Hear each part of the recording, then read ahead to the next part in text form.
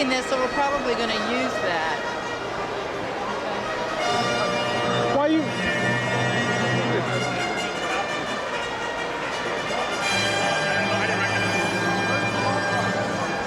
Down this way. One down this way.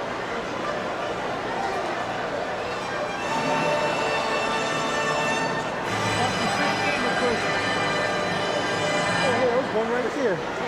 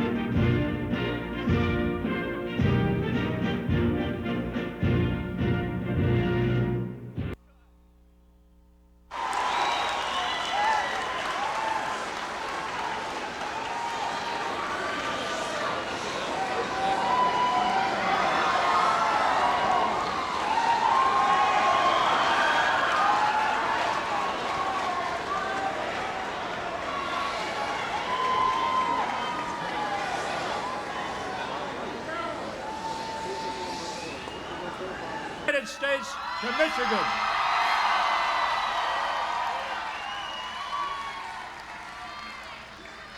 Mr. President, our delegation in Congress is going to be working hard to see to it that you are successful in having your program adopted at the earliest time. One of the persons who is here is going to have a special part in that is David Bonier, the able pipsqueak applause. I want you to tear this place apart and lift that roof off. Ladies and gentlemen, join me in welcoming to Michigan the President of the United States, Bill Clinton. Let's go. Hey. Thank you very much. Thank you. Thank you. Thank you very much. Bye, Howard. Thank you very much. Thank you very, very much. Thank you for coming out on this cold day to make me feel warmly welcome to Michigan. I want to say how grateful I am to be back here again. This is my first trip out of the nation's capital as your president. The first time I've ever been on Air Force One, I flew here to Michigan.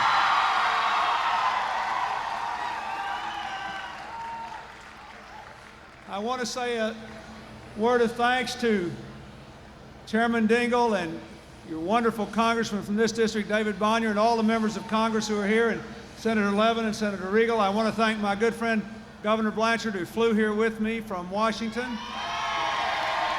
I want to thank all of you who are here, and I'd like to say a special word of thanks to the men and women in uniform who are here in this crowd who serve our nation every day. I know you're grateful to them.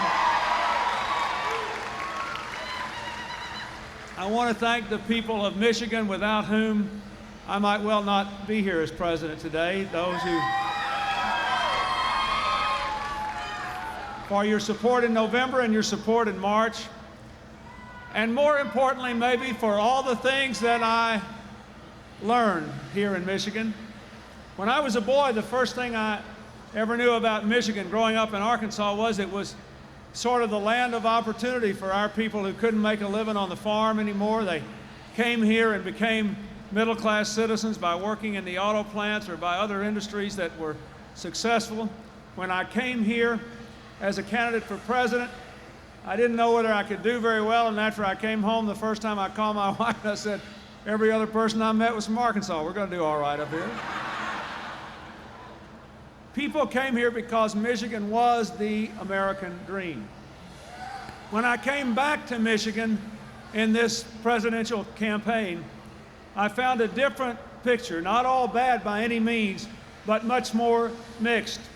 I saw in Michigan people who were developing new industries and new technologies and new hope for the future. I saw people working together across racial lines, but I also saw industries dying on the vine and people who had worked all their lives losing jobs and losing their health care. And I saw people divided by race too. I saw everything about America writ large here in this state. All that is best, all that is most troubling, but I saw an awful lot of hope too. Today, when I left the White House to come here, we had a crowd of folks come out on the lawn to say goodbye, and when I do that, we bring in some folks just from the public who are there and some people who work in the White House, many of whom had never met the president before. And I had so many people who work in correspondence who were telling me that the letters are coming in at record rates here, massive numbers of letters for me, for my wife, for my daughter. People writing us about their hopes, their dreams, their new ideas. I'm going to do a town hall meeting tonight, a televised meeting connecting 4 cities, not just Detroit, but 3 others too, and all across the country. You know, between June and November, I did 9 of those, but I started a year ago in New Hampshire doing them because I believe that people like me shouldn't hide from the people who elected them. I think we ought to be accountable. There will be many difficult and challenging days ahead, but if you'll stay in touch with me, if you'll let me hear the truth of your feelings and your ideas, when you agree and when you disagree, I think we can change this country. And if you will give courage to your elected officials and tell them that that's what you voted for change, that as difficult as it may be to change, staying where we are is the most expensive course of all. We can do it. You know, shortly after you elected me the president, I was given my first piece of good news and my first piece of bad news. The good news was that consumer confidence was up and people were feeling better and people thought we could change the economy. That American companies in a tough global environment were becoming more productive. That interest rates had come down some and people were financing their home loans. The bad news was that no new jobs were being created in our economy, and that incomes were not going up, and that after the election it was announced that the government deficit was going to be $50 billion higher next year and just about that high every year thereafter during my term of office. And so I had to go back to the drawing board and figure out how we were going to put the American people first, take on the special interest, invest in jobs and incomes, and deal with the health care crisis, and still bring the deficit down as I promised to do, and to do it in a way that is fair to the middle class people who've worked hard and paid the bills for 12 years. It isn't easy, I'll tell you that, but I'm doing my best. And next week,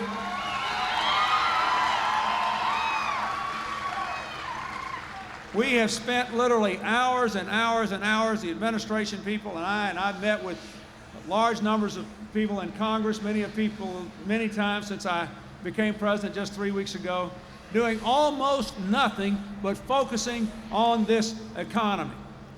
And I am telling you, I am confident that if we'll make some challenging decisions now and put this country on the right path, we can lift this economy up, we can create jobs, we can deal with the health care crisis and have a bright future. But remember, everywhere I went in this election, I said, do not vote for me if you're going to quit on election day.